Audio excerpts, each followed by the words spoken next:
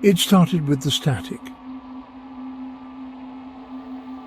Late at night, when everything else was quiet, my old box TV would hum with low white noise, a soft hiss, like something breathing just behind the glass. It was the kind of sound you can usually tune out, the kind that fades into the background. But this was different. It didn't just sit there like empty noise, it felt like it was alive. I'm not a paranoid person. I don't scare easily. I grew up watching horror movies, reading creepypastas, exploring weird forums. But what happened over the course of 3 nights turned even my morbid curiosity into absolute terror. I had just moved into a new apartment on the edge of town. Cheaper than most, a bit older, but it was quiet, and that's all I really wanted. The TV was one of those giant CRT units built like a tank. Honestly, it looked cool, retro. That first night, after I finished unpacking, I powered it on and flipped through the channels. Nothing but fuzz and static. No surprise, no antenna. I left it running while I made ramen in the kitchen. And that's when I heard it. Not a commercial, not a show. But a voice, buried in the static. Just a whisper at first, a low murmur that I thought was in my head. I muted the TV. The whispering stopped. I turned the sound back on. It continued. I walked over, put my face closer to the screen. The voice was repeating something, not English, not anything I could place. Low and urgent, as if someone was begging me to listen. Then the screen flickered and the static moved. It bent. No, it formed something, a shape, a figure. It looked like a man, broad shoulders, a long coat. And then, gone. I shut the TV off, convinced it was just exhaustion, stress, sleep deprivation. I didn't sleep well. The second night, I came home late again. Rain poured outside, the power flickered. I ate dinner by the flickering light of the kitchen bulb. The TV was off, but I kept glancing at it, expecting it to turn on by itself. It didn't, so like an idiot, I turned it on again. More static, but this time no whispering, no movement. Just static. Still, I felt watched. It was like something behind the screen was waiting.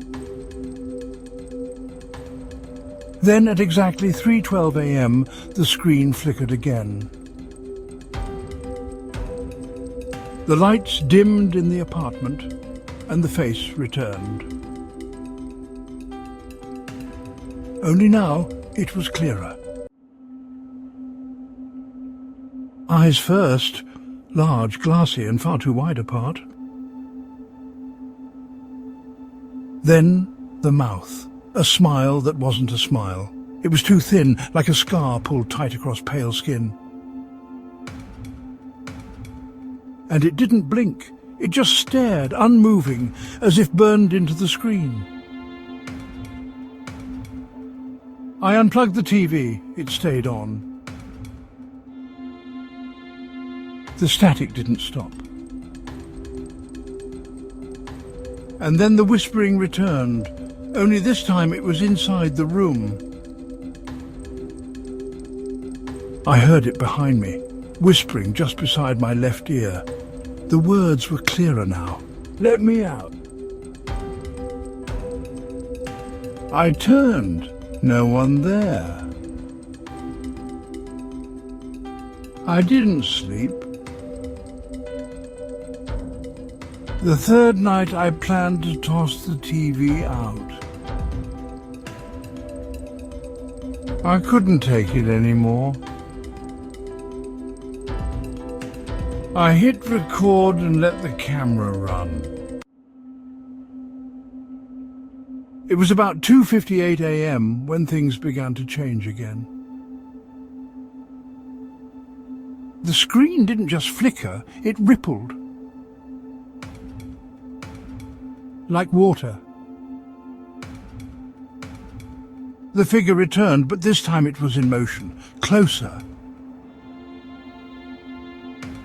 I saw more details. He stepped forward again, and then his hand pressed against the inside of the screen, not a static image. It left a print, a dark smudged handprint, as if he had touched the glass from the inside. I backed away slowly. My phone was still recording. I couldn't stop watching. Then his head snapped toward the camera. He opened his mouth, wide, impossibly wide, until it was just a black void stretching down his throat, and he screamed, but not through the TV.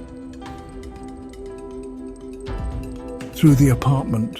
It echoed off the walls, made the air itself feel heavy. My ears rang. I dropped my phone. The screen of the TV shattered outward, glass shards flying across the room. But there was no damage, no pieces, just the image unchanged. He was still standing there, grinning, waiting. I packed a bag and ran, stayed at a friend's house for the night. When I returned the next day, everything looked normal. The TV was off, unplugged. Sitting in the corner of the room, like it had never done anything wrong. I checked my phone for the recording. There was only a black video file, 10 minutes long, no sound. Except at the very end, when I turned up the volume all the way, I heard a voice. My voice, saying only one thing: "Let me out."